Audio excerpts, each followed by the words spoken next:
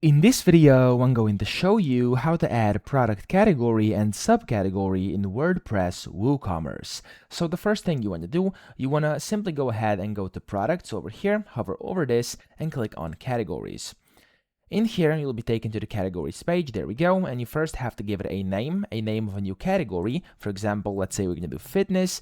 And of course, this is now your new category. You could enter in the slug, the parent category if it has any, the description, the default type, and then the thumbnail as well. And you can go ahead and add new category. What you can also do though is, of course, after you add a category, and let's say you would now like to add a subcategory, you can go ahead and where it says display type, you can click on it and click on subcategories, and this will now be set as a subcategory, okay? And you can also put it inside fitness as a parent category, and therefore you've created your subcategory. So if I now click on add category, you'll be able to see, okay, so this is not working. I haven't put a name. I'm just going to do test for this instance, add new category.